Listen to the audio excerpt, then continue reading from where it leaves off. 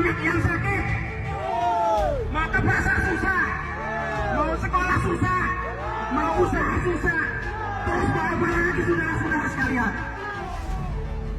Tapi kita masih menghargai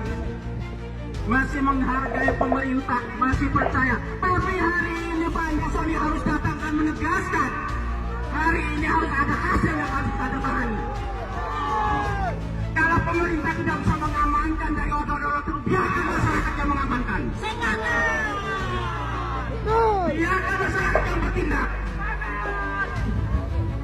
Jadi kami ini sudah tidak sabar, Pak.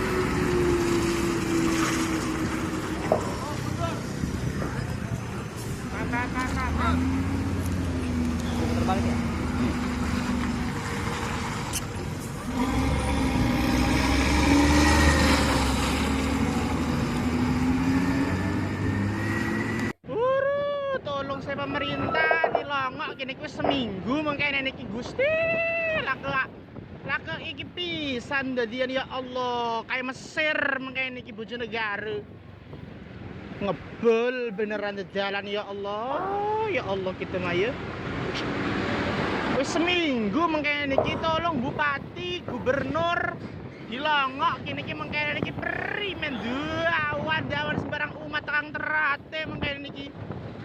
Wah, tolong urip ya Allah.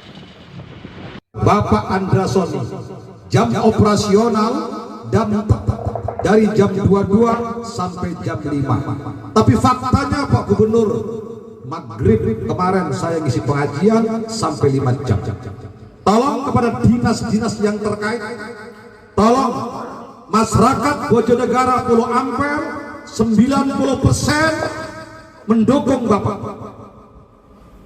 Abah Haji ingatkan kepada dinas-dinas terkait, apabila pergub yang sudah dikeluarkan oleh gubernur tidak dijalankan dengan tegas, nanti masyarakat Ampel Bojonegoro akan bertindak.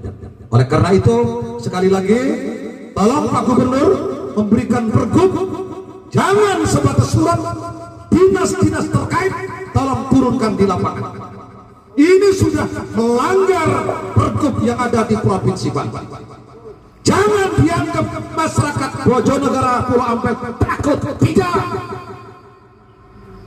Saya takut kepada aturan. Sampai warga Bojonegoro Serang nekat blokir jalan. Terhadap apa yang terjadi di Bojonegoro dan Pulau Ampel. Kalian bayangin tiap hari harus makan debu, jalanan macet total sampai warga Bojonegoro Serang nekat blokir jalan. Ya ini yang terjadi teman-teman. Jadi warga di sana itu ya udah kehabisan kesabaran. Sama apa? Sama truk tambang. Dan udah ada aturannya jelas ada di Kepgub. Truk tambang itu cuma boleh lewat jam 10 malam sampai jam 5 pagi. Tapi faktanya mereka terabas siang bolong. Jujur gue ngeri dengar curhatan warga. Dulu yang lewat katanya cuma 50-an truk aja. Sekarang bisa ribuan truk tiap harinya. Sampai mereka bilang hidup mereka jadi sengsara. Banyak yang sakit. Mau ke pasar aja susah gara-gara macet parah. Update terbaru Pemprov Banten udah gerak teman-teman. Pak Sekda Deden Apriyadi juga sempat turun langsung nemuin warga. Dan janjinya juga bakal didirikan posko pengawasan di setiap mulut tambang. Jadi truk-truk itu bakal dicegat langsung dari sumbernya, melibatkan polisi dan TNI juga. Tapi ya Pak, mohon maaf, saya titip dulu pesan buat Pemprov. Pengawasannya juga harus konsisten gitu loh. Jangan cuma pas viral aja. Dan udah terbukti kan teman-teman regulasi jam operasional truk yang harusnya malam hari mana? Siang bolong juga masih banyak sampai sekarang. Artinya apa? Artinya beberapa minggu kemarin setelah regulasi keluar, lagi-lagi pengawasannya lemah teman-teman. Jangan sampai kita semua menganggap regulasi dibuat hanya untuk dilanggar. Pak Gub, ya, pemantauan operasi kah? Ya, Assalamualaikum warahmatullahi wabarakatuh. Alhamdulillah hari ini bersama dengan Pak Kapolda beserta jajaran, juga dengan Bupati Serang, Wali Kota Cilegon dan Wali Kota Serang, dan juga perwakilan dari DPRD. Kami melakukan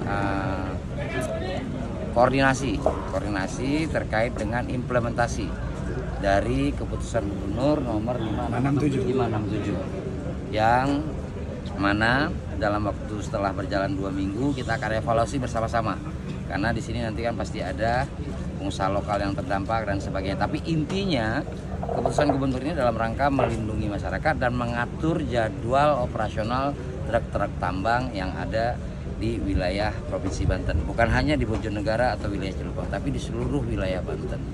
Nah, ini perlu kita lakukan penegakan aturannya, sehingga tadi disampaikan oleh Pak Kapolda tentang komitmen kita bersama bahwa negara tidak boleh kalah ya terkait dalam menegakkan aturan. Demikian, terima kasih. Nah Pak, kalau misalkan ditemukan beroperasi di luar jam yang dilarang itu seperti apa? Sanksi tegas Pak? Ada sanksi yang telah diatur sesuai dengan undang-undang yang berlaku. Nah, itu akan diterapkan. Pertama tentu terkait dengan izinnya. Setiap truk itu kan pasti punya KIR ya. Setiap truk itu kan pasti ada STNK-nya, ada perlengkapan administrasinya, dan ini yang kita akan sosialisasikan sekaligus kita melakukan upaya penertiban.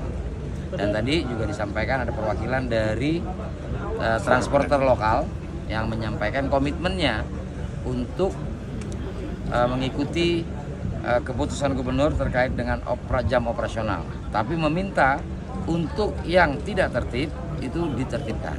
Demikian, terima kasih. Pak, apa ada tempat-tempat khusus maksudnya yang nantinya Pak? Kenapa? Ada tempat-tempat Oh ya, buffer zone ya.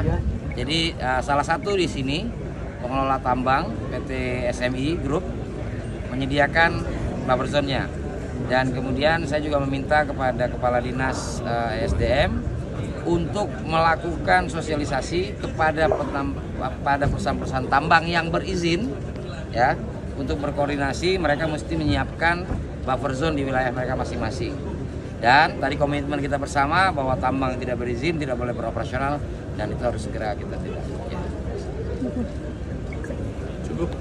Ratusan warga Bojonegara dan Pulau Ampel yang termasuk di dalamnya adalah tokoh agama dan jawara menuntut Andra Soni untuk kemudian bisa menertibkan truk-truk odol ya, truk-truk tambang yang sering bikin macet di sekitaran Jalan Bojonegara yang sangat berbahaya, teman-teman ya. Ada seorang kiai yang memprotes, ikut-ikut protes ya, ikut-ikut mengancam Andra Soni terkait penertiban itu, bahwa aturan Gubernur nomor 567 itu masih banyak yang melanggar gitu ya, teman-teman. Dan dari kepemerintahan nggak ada ketegasan soal sanksi yang melanggar itu, teman-teman. Sekiranya ada 3 hal yang dituntut dalam demo itu, teman-teman ya. Masyarakat menuntut penegakan aturan jam operasional truk tambang yang melanggar ketentuan keputusan Gubernur nomor 567 tahun 2025 yang seharusnya itu beroperasi pada pukul 10 malam sampai jam 5 pagi ya. Tapi kenyataannya masih banyak yang melanggar, teman-teman. Saya kalau lewat itu tuh rasanya malas, banyak debu, macet, dan sangat berbahaya gitu ya.